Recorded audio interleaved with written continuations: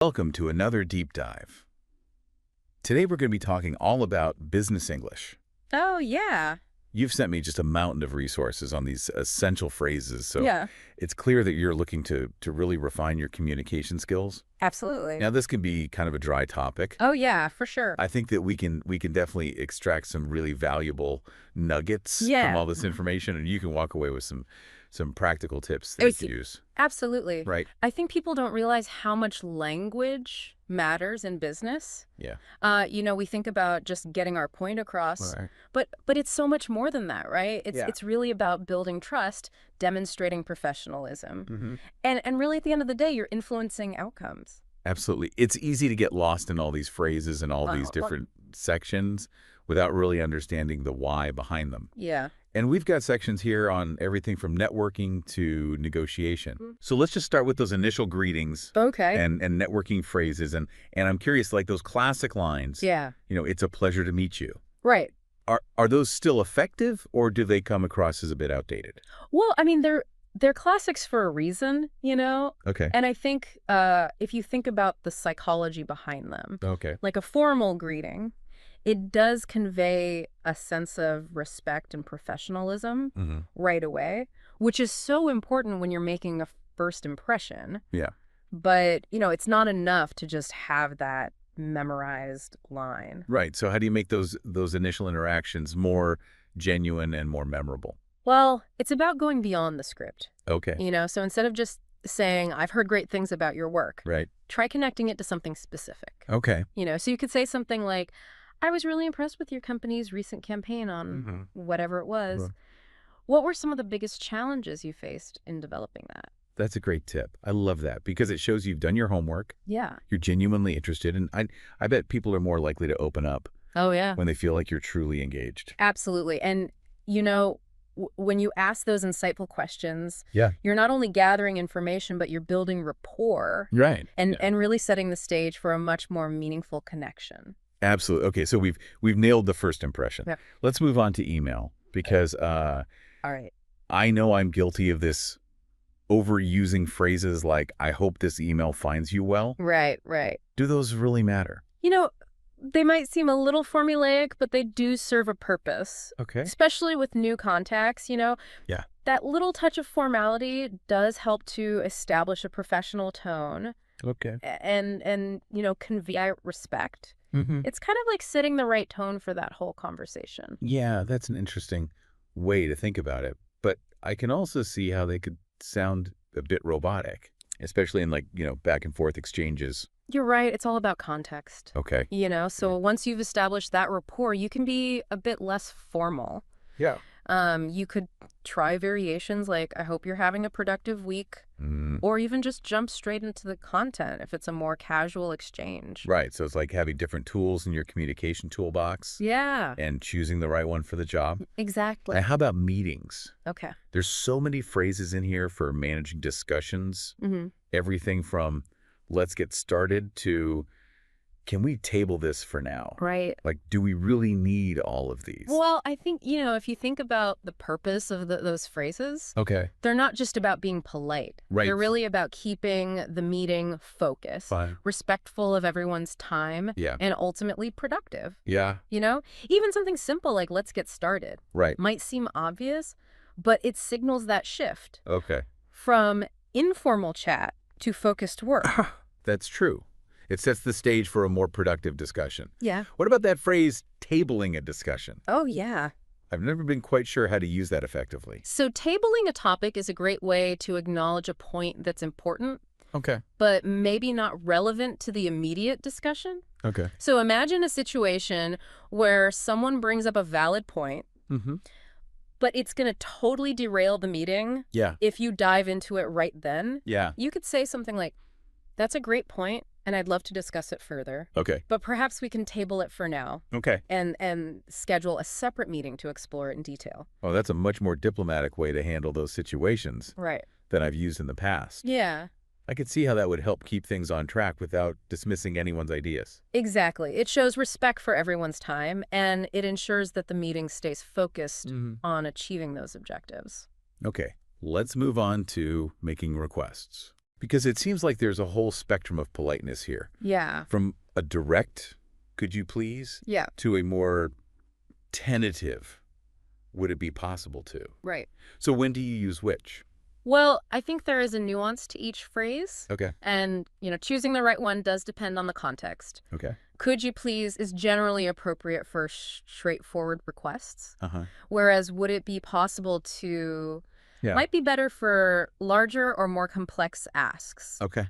especially when you're not sure if it's feasible. Right. So it's about striking that balance between directness and diplomacy, Yeah.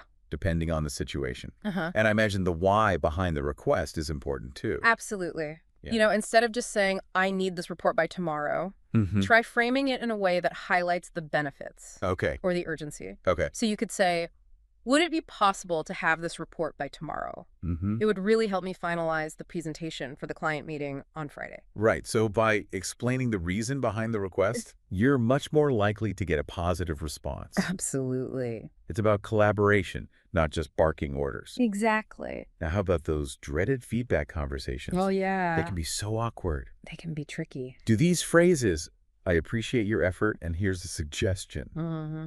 do they really make a difference? They can definitely make a big difference, Okay. When you start with, I appreciate your effort, Yeah. you're immediately acknowledging the person's work. Right.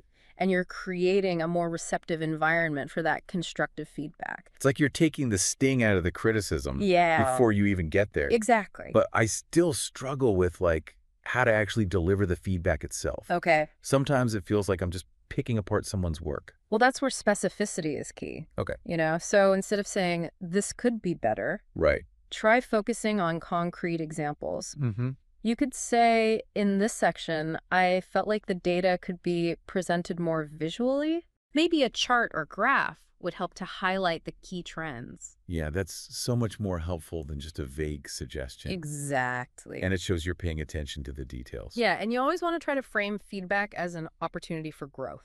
Okay. So instead of focusing on the problem, focus on the solution. Okay. So you could say, I'm confident that with a few tweaks, Yeah. this report will be even stronger. I like that it's about being supportive while still providing Yeah. clear direction. Yeah. Okay. This has been really eye-opening. Good. Let's shift gears to negotiation. All right. I think a lot of people feel uncomfortable with this aspect of business communication. Yeah. It can feel so adversarial. It's interesting how negotiation gets a bad rap. Yeah. It doesn't have to be a battle. Hmm. It's really about finding a mutually beneficial solution. Great. And that requires a different mindset and Right there. language. So what are some phrases that can help us shift from that battle mentality to a more collaborative approach? Well, when you're presenting your side, Yeah. try phrases like, here's why I believe this approach would be mutually beneficial. Okay. Or let me outline the advantages of this solution for both of us. Mm-hmm. So you're highlighting the shared value rather than just focusing on your own needs. Right. It's like you're inviting the other person to problem solve with you Yes, rather than just trying to get your way. exactly. I bet that makes people more receptive to your ideas. Absolutely. And when it comes to finding that middle ground, Yeah. phrase like, we're open to exploring different options, Mm-hmm. or let's see if we can find a solution that meets both of our needs, Right. can help to maintain that collaborative spirit, Mhm. even if there are disagreements along the way. That makes sense.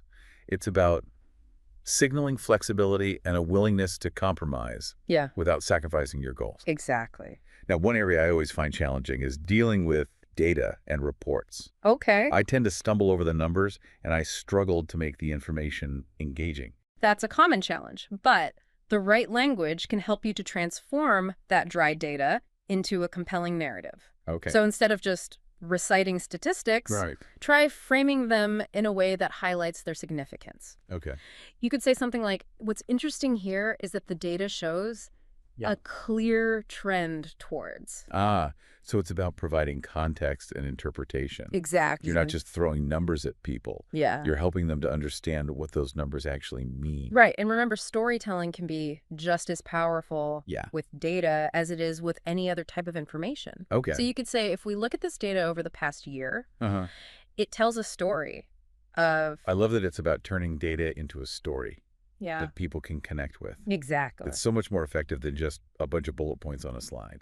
It is. Now, let's talk about something that I think is often overlooked, Okay. which are those seemingly small moments at the beginning and end of conversations. You know how we open and close interactions Right. can have a huge impact on how our message is perceived. You're right. We talked about those initial greetings, Mhm. but I'm curious about how we can make those closing moments more impactful. Okay. Because it's easy to just say thanks for your time and move on. Right. But I feel like there's a missed opportunity there. There definitely is. Those final moments are your chance to reinforce key points, Okay. ensure those clear next steps, Yeah. and leave that positive, lasting impression. Mm-hmm. So instead of just ending abruptly, Right. try something like, I appreciate the discussion today. Yeah. I'm confident that we're moving in the right direction Yeah. with this project. It's almost like you're creating a sense of closure and momentum. Yeah. It's not just an ending. It's a transition to that next step. Exactly. And if there are specific action items, Mm-hmm. be sure to reiterate them clearly. Okay. You could say, moving forward, I'll do whatever it is. Right. And we can circle back next week to discuss progress. Yeah, it's about leaving the conversation with a clear sense of purpose Yeah. and direction. Exactly. Shows you're organized and reliable. Yeah. Now, what about those situations where we need to clarify information Okay. or ask for further explanation? Mhm. Because sometimes I feel awkward saying, wait, what did you mean by that? Yeah. It feels so blunt. I get that there are definitely more diplomatic ways to handle those situations. Okay, So instead of directly questioning someone's meaning, right. you could say something like, could you elaborate on that point a bit further? Okay. Or just to ensure I'm understanding correctly when you say whatever the term is Mhm. you're referring to. That's much more graceful. Yeah, You're not challenging the person. right. You're just expressing a desire for further understanding. Exactly. I bet that makes people much more willing to explain their thinking. It does. It shows that you're engaged Yeah. and genuinely trying to grasp those nuances Mhm. of the conversation. And remember, active listening is just as important as speaking effectively. Oh, absolutely. When you truly listen to what others are saying, Yeah. you're much better equipped to respond thoughtfully and Yeah. build stronger relationships. For sure. That's such a crucial point. It's not just about what we say, it's about how we listen Yeah. and engage with others. Yeah. Now, let's talk about a situation that can be particularly tricky. Okay. Voicing disagreement, Mm-hmm. especially with someone more senior. Right.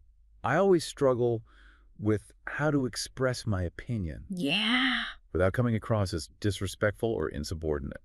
So that's a common concern. And it's where mastering the art of diplomatic disagreement comes in. Okay. The key is to acknowledge the other person's perspective Mm-hmm. before presenting your own. Okay. So you could say something like, I understand your point of view, Mm-hmm. and I see the value in that approach. However, I'm wondering if we can So you're validating their thinking Yeah, before gently introducing an alternative perspective. exactly. I like that approach. It feels much less confrontational. And remember, focus on the issue, not the person. Okay. Avoid making it personal. Mm-hmm. You could say, my concern with that approach is, or the data seems to suggest a different conclusion. Right. It's about presenting your perspective Yeah. in a calm, objective manner. Right. So you're not attacking the person, Right. you're addressing the issue. This is great. Good. I feel like we could talk about this for hours. Oh, me too. But we are going to have to wrap up this part of our deep dive. Okay. But we will be back Sounds good. to discuss even more Right. of these strategies in part 2. Looking forward to it. So stay tuned. Yeah. All right. So, we were talking about giving feedback Hmm. and how to deliver that effectively. Yeah. So I think, one of the most important things to keep in mind is framing it as an opportunity for growth. Okay. So, instead of focusing on the problem, focus on the solution. Right. You could say something like, I'm confident that with a few tweaks. This report will be even stronger. Right. So you're still acknowledging that there's room for improvement, Yeah. but you're also expressing confidence Right. in the person's ability to grow. Exactly. It's Yeah. about being supportive. Yeah. While still providing that clear direction. Okay, this has been really eye-opening. I feel like I'm already learning a lot. Good. Let's shift gears to negotiation. Because I think this is an area where a lot of people feel uncomfortable Yeah. in business communication. Mhm. It can feel so adversarial. It's interesting, how negotiation gets this bad rap, Yeah. but it really doesn't have to be a battle.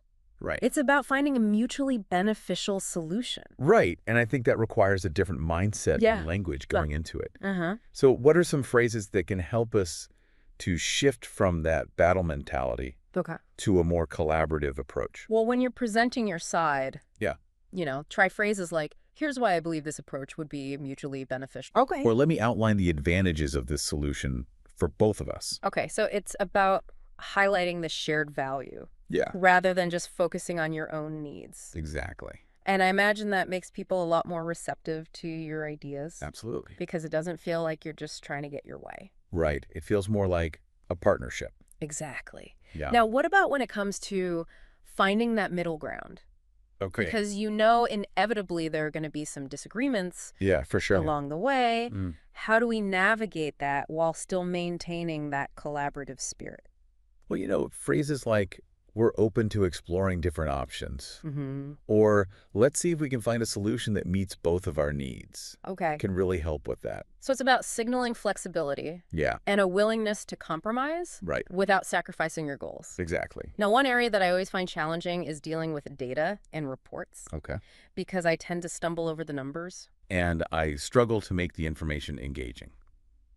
That's a common challenge, but I think the right language can help you to transform that dry data into a compelling narrative. Okay. So how do we do that? Well, instead of just reciting the statistics, Right. try framing them in a way that highlights their significance. Okay. You could say something like, what's interesting here is that the data shows a clear trend towards... So it's about providing context Yes. and interpretation. Uh-huh. You're not just throwing numbers at people, you're helping them to understand Yeah, what those numbers mean. exactly. And, I think we forget that storytelling Yeah. can be just as powerful with data as it is with any other type of information. Okay. So you could say, if we look at this data over the past year, it tells a story of... Oh, I love it's about turning those numbers into a story Yeah, that people can connect with. exactly. That's so much more effective than just a bunch of bullet points on a slide. It is. Now let's talk about something that I think often gets overlooked, which are those seemingly small moments at the beginning Yeah. and end of conversations. Right.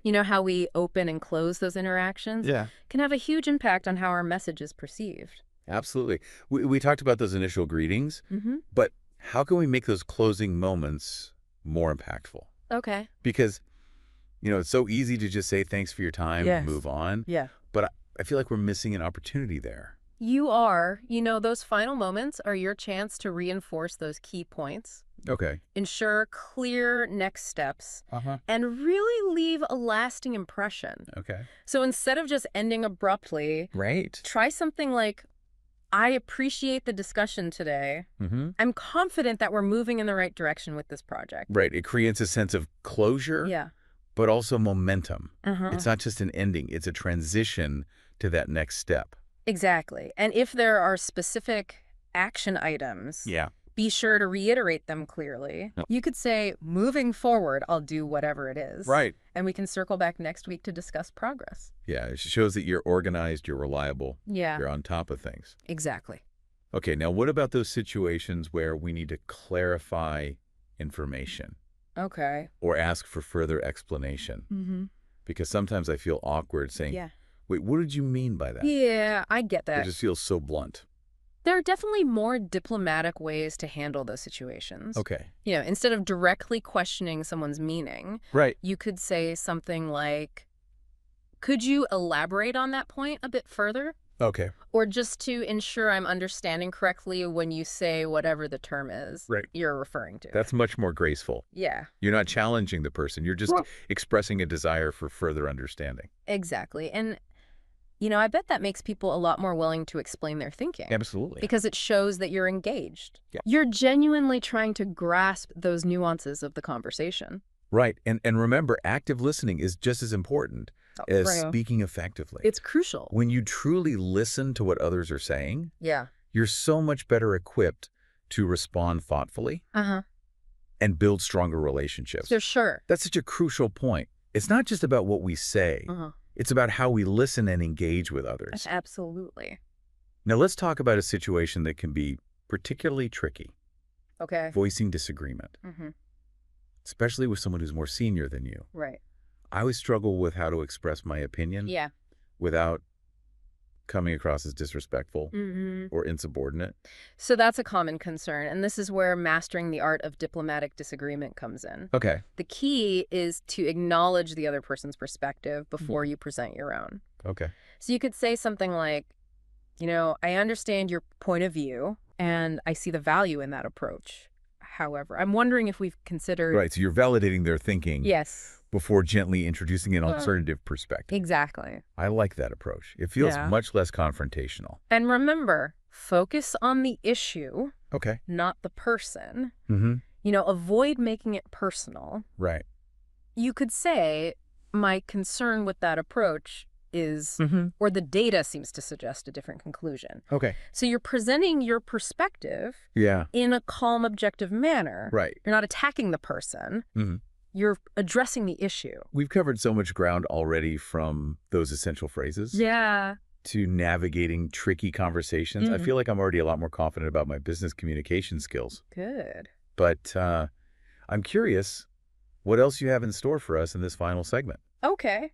What are some of those next level strategies that can really take our communication to the next level? Well, we've talked a lot about the what to say. In this last part, I want to focus on the how. Okay. So we'll explore some more of those nuanced techniques that can really elevate your impact. Ooh, I'm intrigued. Good. It feels like we're moving from the tactical to the strategic. Exactly. Okay. And I think one of the most powerful tools in your communication arsenal is storytelling. Storytelling. That's interesting. I usually associate that with like fictional narratives, Right. not the business world. Well, think about it. Stories have this unique ability to capture attention. Okay. They evoke emotions, and they make information memorable. Yeah. And so in a business context, storytelling can help you to connect with your audience on a deeper level. Okay.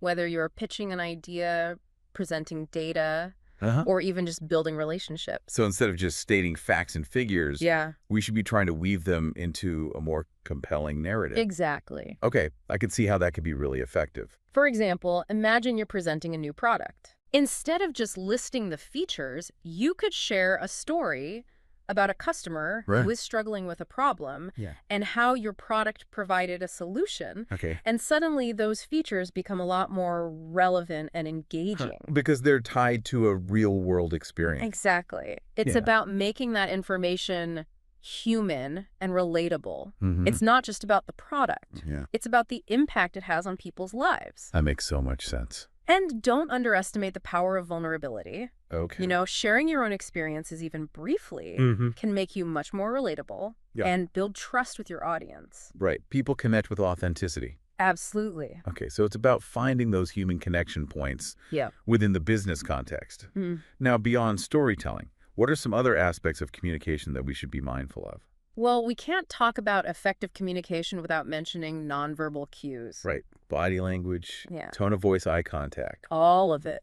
These all play a huge role They do. in how our message is received. Think of it this way.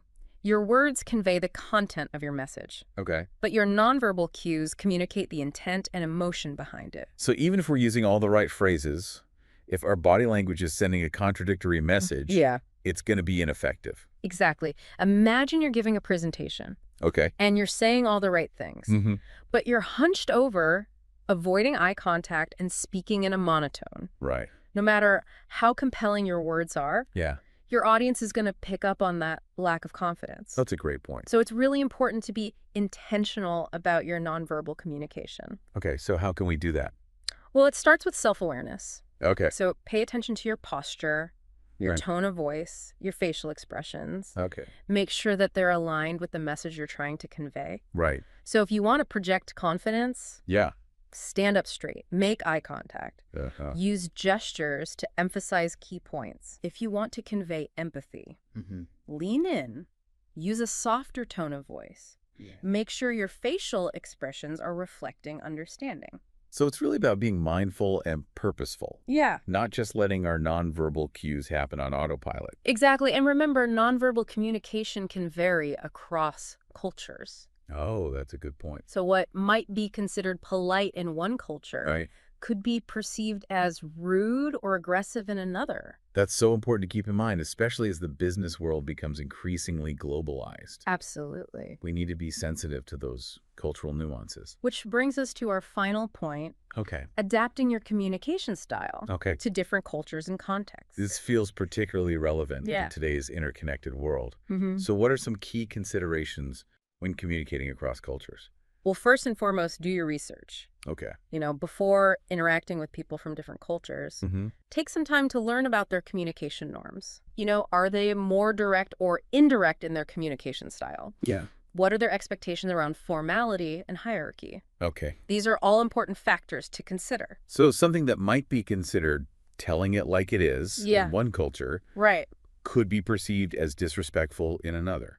Exactly. And remember, even if everyone speaks English, Right. there can still be subtle differences in language and vocabulary that can lead to misunderstandings. Yeah. So be mindful of idioms, jargon, Yeah. culturally specific references that might not translate well. Right. It sounds like patience and active listening Oh, are crucial in these cross-cultural scenarios. Absolutely. We really need to be willing to ask for clarification Yeah, and check her assumptions. for sure. And remember, effective communication is an ongoing journey. Mm-hmm. It's about continuous learning, Yeah. adaptation, Mm-hmm. and a willingness to step outside of our comfort zones. This deep dive has been so insightful. I feel like I've gained a whole new appreciation Good. for the power of language and the nuances of business communication. Well, it's been my pleasure exploring these topics with you. Likewise. And to our listener, remember that every interaction is an opportunity Mm-hmm. to connect, to learn, and to grow. Yeah. So keep practicing, keep experimenting, and keep refining your communication skills. That's a great note to end on. Until next time, keep diving deep. Hey there, word nerd. Ready to power up that business English? Always ready for that. Awesome. We got a whole stack of sources here with phrases that'll make you sound like a total pro. But here's the twist. We're not just going to tell you what to say, but the WHY behind it. Decoding the secret language of business. Right. You got it. It's like having a cheat sheet for success. I love that. It really is about understanding the strategy behind the words. So true. Because it's not just about using fancy jargon or sounding businessy. It's about using the right words at the right time to get things done. Exactly. It's like persuasion through language. Okay, so first up, greetings and introductions. I gotta be honest, some of these feel a little overused to me, like, it's a pleasure to meet you. Do we really need to say that every time? Yeah, I hear you on that. It can feel kind of automatic. But even though it's become almost a reflex, there's a reason it stuck around. It signals respect right away. That's a good point. Like you're acknowledging their time and presence.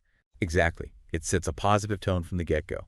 Even if it feels a bit on autopilot, it still conveys that sense of respect. I can see that. It's like a little bit of effort goes a long way. Exactly.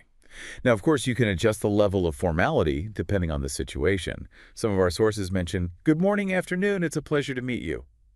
Or the super formal "how do you do," which is definitely for more traditional settings. Yeah, how do you do?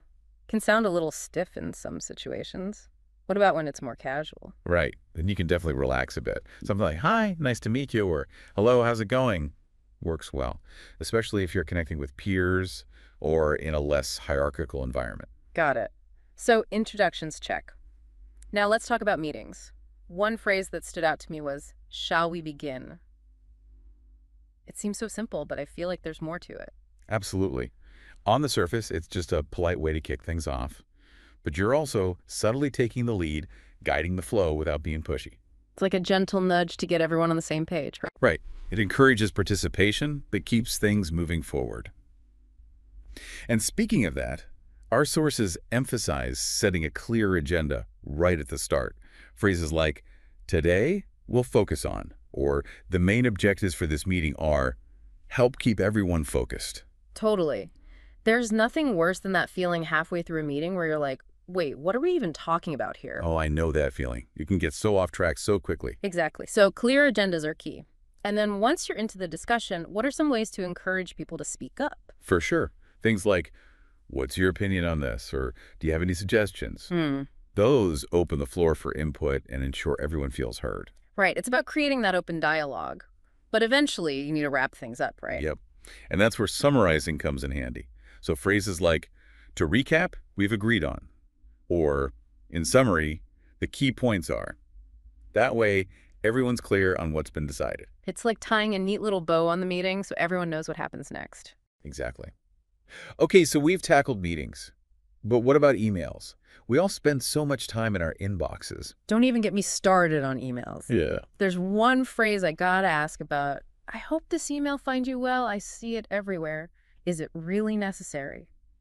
You know, it's become so common, almost like a default. It can feel kind of robotic, right? Right. It's definitely become a bit of a cliche. But even if it's formulaic, I think it still adds that little bit of human touch to a very impersonal medium. I never thought of it that way. Yeah, like you're acknowledging that there's a person on the other side of that screen, not just an inbox. It's like you're saying, hey, I see you as a human being, even though we're just interacting digitally. Exactly. And sometimes that little bit of warmth can make a difference. Of course, there are times when you need to be more direct, if it's urgent or you need to get straight to the point. Right. What are some alternatives for those situations? Our sources suggest something like, I'm writing to inform you about, or if you need something specific, could you please provide details about? I like those. They're straight to the point, but still professional. I also see a lot of different closing lines people use in emails, like, looking forward to your reply, or please let me know if you need any further information. Are those just standard, or is there more to it? They might seem standard, but they do serve a purpose. Looking forward to your reply encourages a response, well, please let me know if you need any further information, shows you're helpful, and keeps the lines of communication open. Small touches, but they can make a difference in building rapport.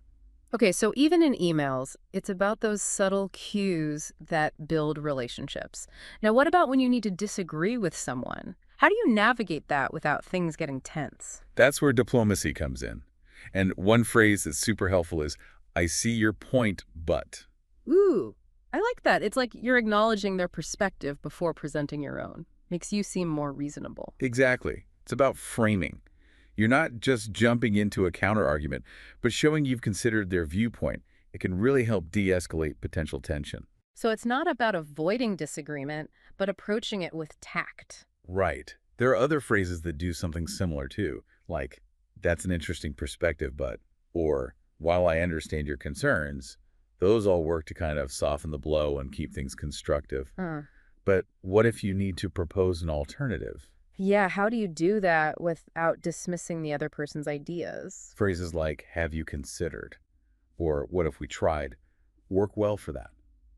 You're not shutting down their idea, just suggesting other possibilities to explore. So it's about finding common ground, even when you have different opinions. Precisely. You know, going through all these phrases, I've noticed that could and would pop up a lot. Like, could you please? Or would it be possible to? Now that you mention it, yeah, it seems way more common than just saying, do this or give me that. That's a really astute observation. It's all about the power of subtle influence. By using could or would, you're turning commands into polite requests. Oh, wow. So it's not just about being polite, it's strategic. Exactly. It's about making people more receptive to your requests. It's like a subtle nudge instead of a forceful push. Fascinating. So we're not just learning phrases, we're learning the psychology behind them. Exactly. I encourage everyone listening to start paying attention to how could and would are used in your own workplace. You'll be amazed at how much it influences interactions. It's like unlocking a secret code. Totally. And the more you understand that code, the better you'll be at navigating the world of business communication. All right, presentations. Just the word can make some people sweat. Oh, I know. But it doesn't have to be that way. Our sources have some really good tips on how to make presentations less scary and more successful. For sure. And it all starts with grabbing the audience's attention right from the beginning. Those first few moments are crucial. So how do you do that? What are some better options than that classic today I'm going to talk about? That feels so dry. Yeah, it can be a bit predictable. Try something a little more engaging, like let's start by exploring, or what if I told you? Those can really pique their curiosity. Ooh, I like those. They're like a little hook, right? Exactly. Once you've got their attention, it's all about making your message clear and memorable. Our sources talk about using phrases like, it's crucial to understand that, or the key takeaway here is, it's like you're highlighting the most important points. It's like you're saying, hey, this is the good stuff. Pay attention. Exactly. You want to guide them through the information. What about when you have to explain something complex? How do you make sure it doesn't go over everyone's heads? That's a tough one. Analogies and real-world examples are your best friend there. Instead of just throwing out facts and figures, try to relate it back to something familiar. Tell a story or use a comparison that people can connect with. So it's about meeting the audience where they are. Right. And don't forget about visuals. Charts, images, even props, those can really help people understand and remember the information better. Sometimes a picture really is worth 1,000 words. Now, what about that Q&A session at the end? That always makes me nervous. I know Q&A can be scary, but it's actually a chance to connect with your audience on a deeper level. Okay, how do you make it less intimidating? Think of it as a conversation, not an interrogation. And use language that invites questions. Something like, what questions come to mind? Or, I'm happy to answer anything you have. That signals you're open to a dialogue. Yeah, it creates a more relaxed vibe. What if nobody asks anything? That awkward silence is the worst. Don't worry. If you get crickets, you can always start things off yourself. Yeah. Ask a question that you often hear. Like, one question I often get is, that can usually break the ice. Okay, that's a good tip. I feel a little more confident about presentations now. Awesome. Practice makes perfect, right? Now let's talk about networking. It's such a big part of professional life. It can be really daunting, though. Walking into a room full of strangers and trying to strike up conversations, it's like, where do you even begin? It's definitely a skill that takes practice. Remember, everyone's there for the same reason, to connect with other people. Find some common ground. Right, common ground. But how do you actually find that? Like, what are some good conversation starters? A genuine compliment or observation can be a great icebreaker. You could say something like, I love your jacket. Where did you get it? Or, that was a really interesting point you made during the panel discussion. Simple things like that can often lead to a deeper conversation. It's like you're finding that initial spark, right? Exactly. And once you've got that spark, you got to keep the conversation flowing. Yeah. Any tips on how to do that? Sometimes I just run out of things to say. Active listening is key here. Ask open-ended questions that show you're genuinely interested in what the other person has to say. Things like, tell me more about, or what's your experience with? So it's more about being curious than being witty. You got it. People love to talk about themselves and what they're passionate about. If you listen attentively and ask thoughtful questions, you're already building a connection. It's not about trying to impress them with your own stories, but about making them feel heard. I like that. It takes the pressure off. No, how do you politely escape when you need to move on and talk to other people?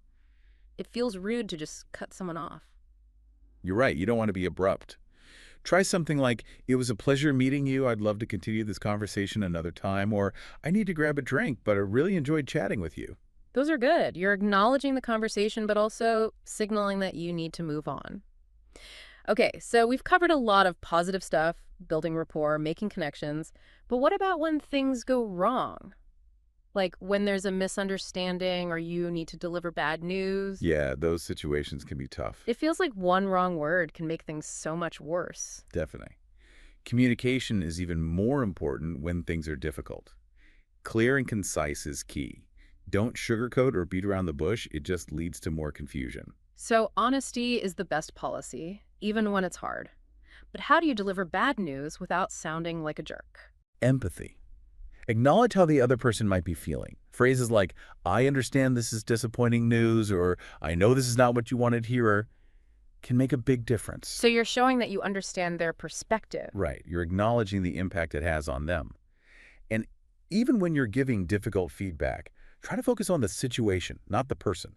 Instead of saying, you did this wrong, try, I've noticed that, or Yeah. this particular approach hasn't been as effective. It's about addressing the issue without attacking the person. Exactly.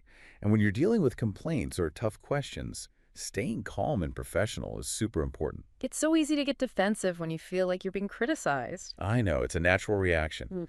But take a breath and try to stay level-headed. Use phrases like, let me make sure I understand your concern correctly, or could you elaborate on what you mean by, it shows you're actively listening and trying to understand their viewpoint. It takes the heat out of the situation, right? Right. And if you need a minute to collect your thoughts, don't be afraid to pause.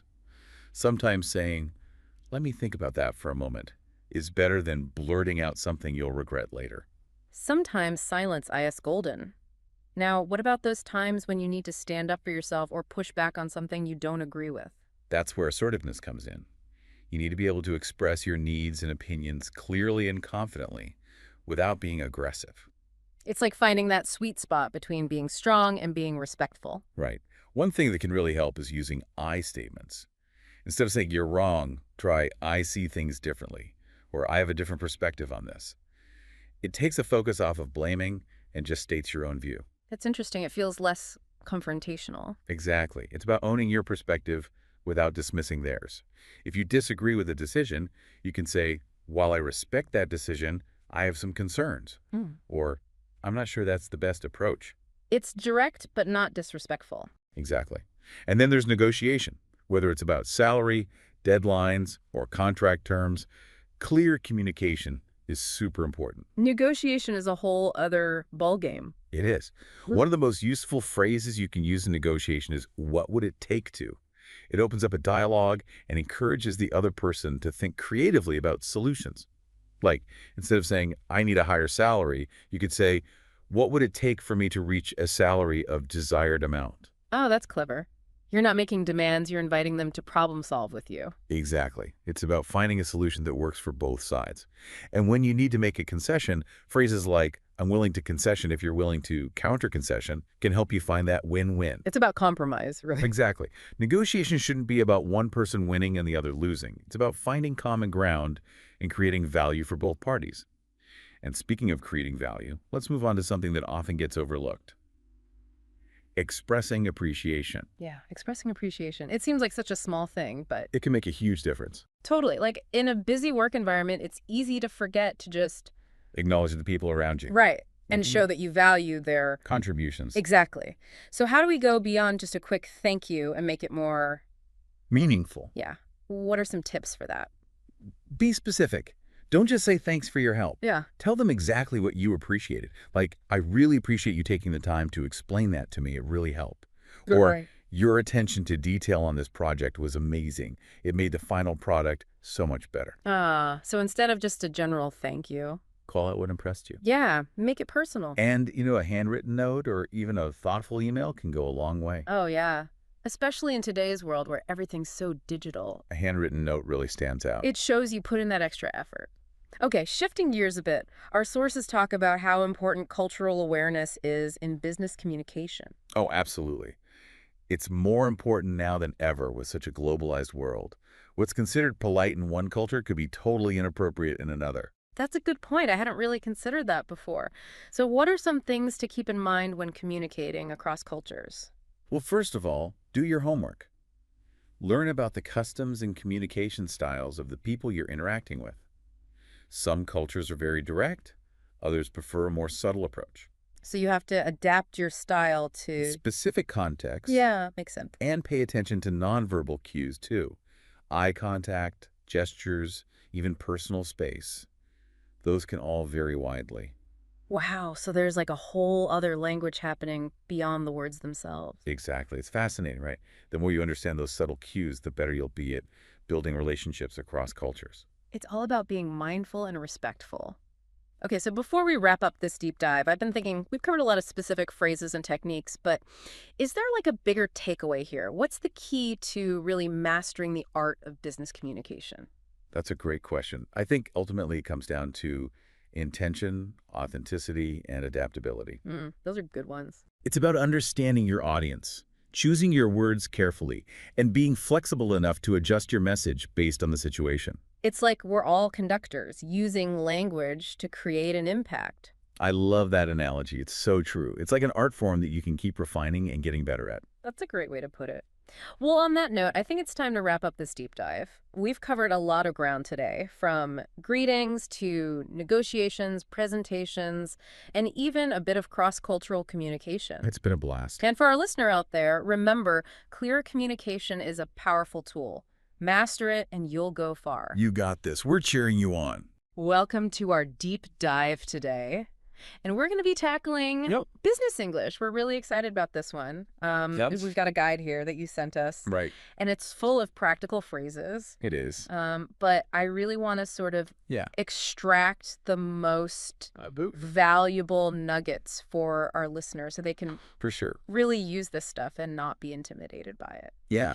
And I think this guide is a really good one because it kind of goes beyond just like a simple list of phrases. Right. Like it actually sort of digs into like Exactly. how and when to use them. The dynamic. The dynamics. Yeah. And like the kind of subtle things that can really affect your communication, Yeah, you know? totally.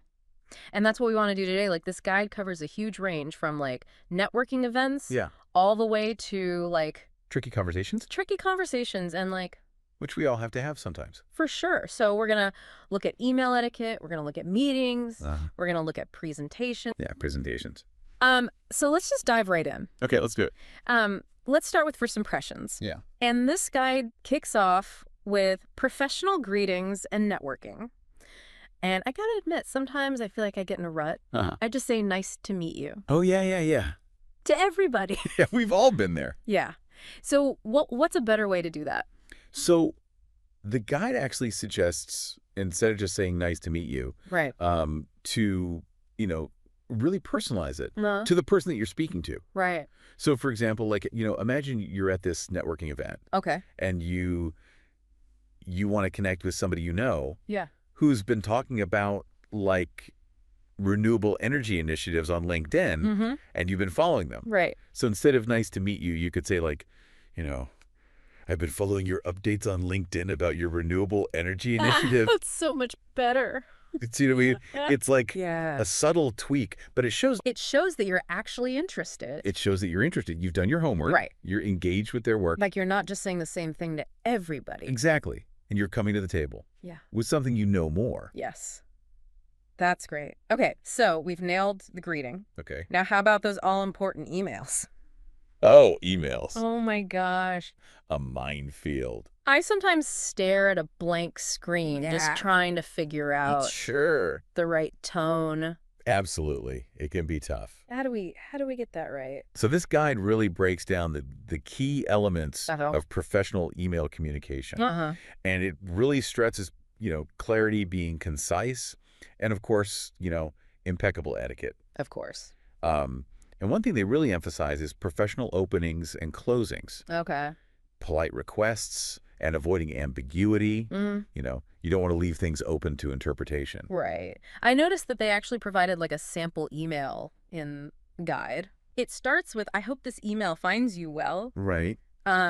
Lays out a clear request and then ends with a professional closing.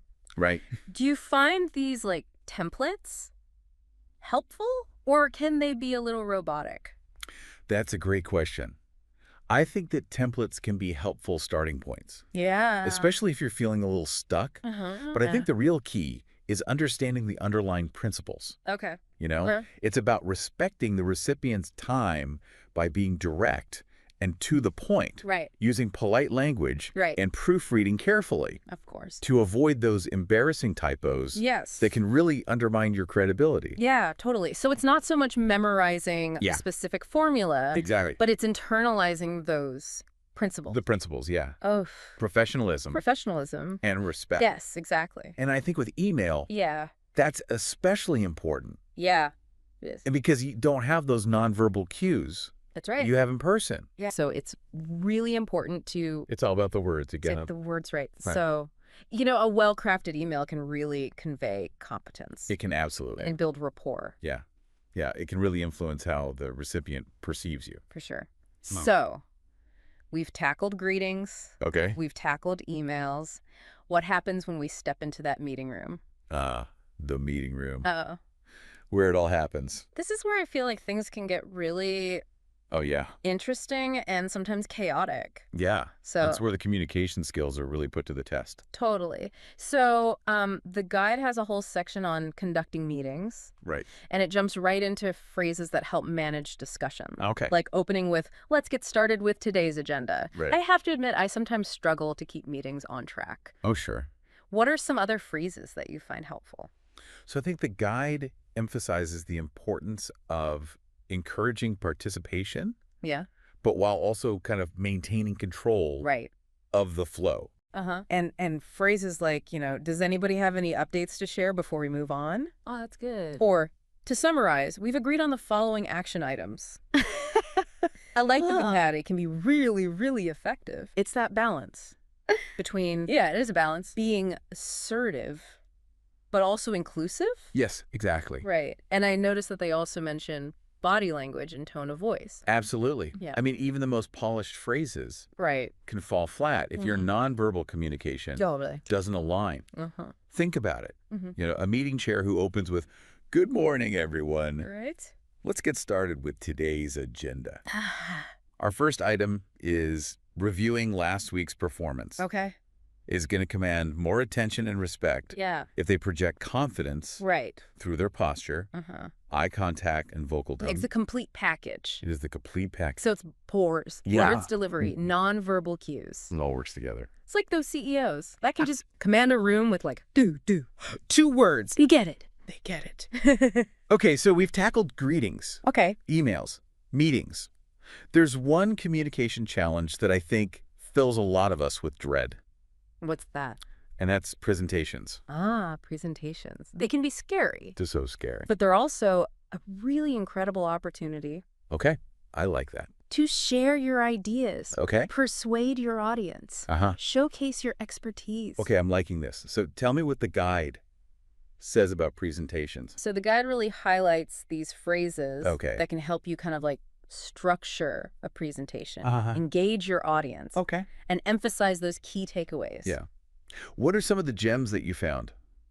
One thing that really resonated with me is Uh-huh. the emphasis on storytelling. Mm. Instead of just presenting like dry data points, Right. they suggest like weaving narratives Oh. into your presentations. Okay, so how would we do that? Well, they even give this example. They say, "I'd like to propose a solution to reduce delivery delays by integrating a new logistics software. Uh-huh.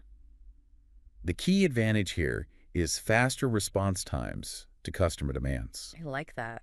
It's very concise, It is concise. and it really kind of sums up the problem and the solution. Yeah, and it paints a clear picture of what you're talking about. And I also like how it goes right from problem to solution Absolutely. seamlessly. And also by mentioning faster response times you're appealing to. You're appealing to the audience's needs. The audience's needs. Yeah. Right. That's great. So, it's about making those data points come alive, Yeah. transforming them into a narrative that resonates with the audience. I'm feeling much more confident about my next presentation already. I did. I love to hear it. But what happens after the presentation when we need to make requests, delegate tasks, Right. navigate those everyday Yeah. workplace dynamics? Those are important too. This is where I think Yeah. clear, How about you? respectful, assertive communication is crucial. I think this is a good place to stop. Okay. And we'll pick this up in the next part of our deep dive. Sounds great. We've covered a lot of ground already, from first impressions to presentations. We have. I'm sure you're eager to absorb all these valuable insights. I am. So stay tuned, because in the next part, we're going to delve into the art of making requests, delegating effectively, Right. and handling those inevitable challenges that arise Absolutely. at work. We'll be back soon We'll be back soon. to continue our journey towards mastering business English. Sounds great. Welcome back to our deep dive into mastering business English. I'm excited for this part Yeah. because we're getting into like the everyday Yeah. workplace. Yeah, like those like nitty-gritty interactions. Exactly. And I'm especially interested in the guide's advice on making requests and delegating tasks effectively.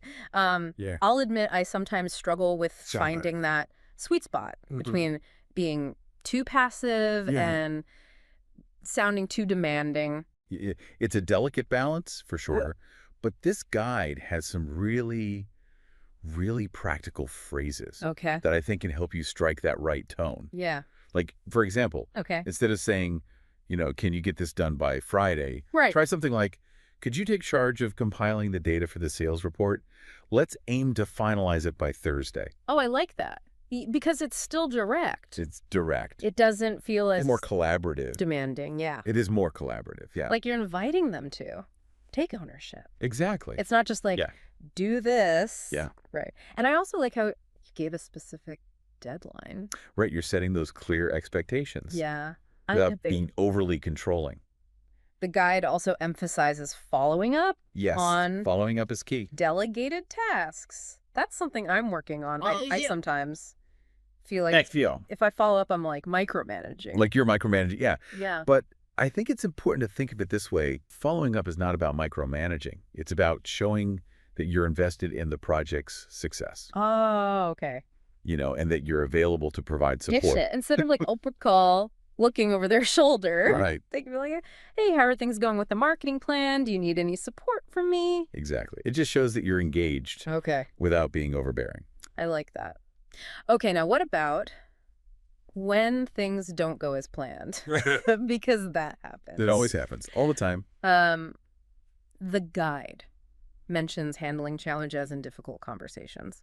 Yes. That's something This is something we all need a little help with. we could all use some help with. So what does the guide say? So the guide really emphasizes the importance of active listening, Okay. empathy, Uh-huh. and a calm problem-solving approach. Okay. They actually give a really good example. Good. Dealing with a frustrated client. Oh, it's good. Instead of, getting defensive, Right. they suggest saying something like, I understand your frustration regarding the delay. Okay. Right? We're committed to resolving this as quickly as possible, and we'll keep you updated. That's great because you're acknowledging their feelings. You're validating their perspective But you're also reassuring them and reassuring them that that you're going to take care of it. exactly. You're saying, we're in this together, we'll figure it out. I like that. Another aspect of handling challenges Yeah. is giving and receiving feedback. Oh, feedback. Oh, I hate feedback. It can be tough. It's so scary, Especially- especially giving feedback. Giving feedback, Yeah. I'm always worried I'm like, hurt their feelings. Hurt their feelings, damage the relationship. Damage their relationship. Right. I think we've all been there. Yeah. But the guide stresses that, feedback, even when it's critical, Wow. is essential for growth Right. and improvement. Right. It's about providing constructive insights Okay. that can help people develop their skills Right. and reach their full potential. Right. So how do we do that? How do we give feedback in a way that's honest Right. and helpful? And helpful. Right. So the guide suggests focusing on specific behaviors rather than making generalizations, Okay. using I statements Okay. to kind of express your perspective Uh-huh. and framing the feedback as an opportunity for learning rather than a personal attack. So instead of saying, you're always late, Right. I would say, I've noticed that you've been late to several meetings recently. Right. Is there anything preventing you from arriving on time? Exactly. It's Okay. specific. Okay. It avoids making assumptions, Uh-huh. and it opens the door for a dialogue. Okay. Now, what about receiving feedback? Receiving feedback. Because I know I should be better at it, but I get defensive. Yeah. It's natural to feel defensive. Even when I know I'm trying to be helpful. What do I do? Well, the guide reminds us that feedback, even if it's not delivered perfectly, Okay. is often a gift. A gift. Yeah. Okay. It's an opportunity Okay. to gain valuable insights into how others perceive us Yeah. and how we can improve. So instead of shutting down or arguing, Right, which I tend to do. I need to listen. You need to listen with an open mind. Ask clarifying questions Right. if you don't understand something. And just be open to it. Be open to it. And remember, you don't have to agree with every piece of feedback that you receive, Okay. but it's important to acknowledge it. Yeah. Thank the person for their perspective Right. and consider how you can use it to grow. This is all really good advice. I'm glad you're finding it helpful. I feel like I'm starting to see all of these everyday workplace interactions Yeah, in a new light. Like they're not obstacles to be avoided, right. but they're opportunities to. Build stronger relationships, Mhm. develop my communication skills. That's the key takeaway here. Yeah. By mastering the art of business English, you're not just learning a set of phrases. You're developing a mindset, a way of approaching communication with clarity, Right. respect, Yeah. and a genuine desire to connect. Okay. So Yeah. we've tackled delegating tasks, Yeah. handling challenges, giving and receiving feedback. What about those bigger picture discussions? Like the Decision moments that can making shape a team or even a company. Yeah, those are the big ones. I think that's a good place to stop. Okay, We'll tackle that in the next part. sounds good. Stay tuned because we're going to explore the art of negotiation persuasion. Oh, I love this part. I know. And leading those high stakes discussions that can really make all the difference. Yeah, they can make or break your career. In your career. We'll be right back. Welcome back to our deep dive into mastering business English. We've covered a lot of those really important everyday interactions. Yeah, we have. But we promised that we would take it up a notch We did. in this final part. That's right. So we're going to be talking about high stakes negotiations, Yeah. persuasion, those really crucial Crucial conversations. conversations that can really impact your career Absolutely. trajectory. This is where it gets real. So where does the guide take us? Okay, so the guide starts with negotiation. Yeah. Which can feel really intimidating, Yeah, especially if you're new to it. for sure.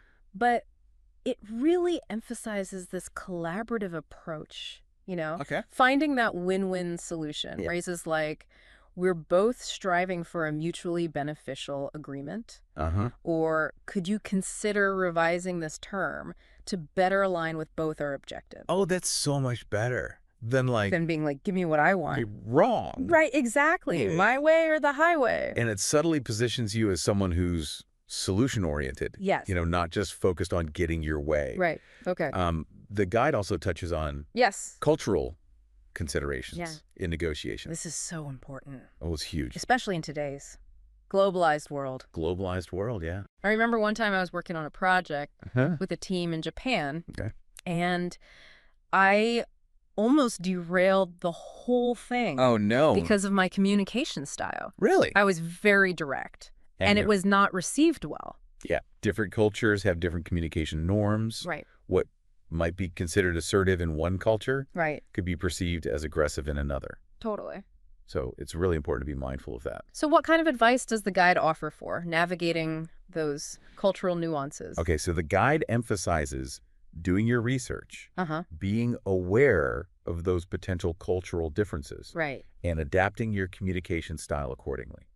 Okay. It's almost like that. Seek first to understand, then to be understood. Exactly. That's a great way to put it.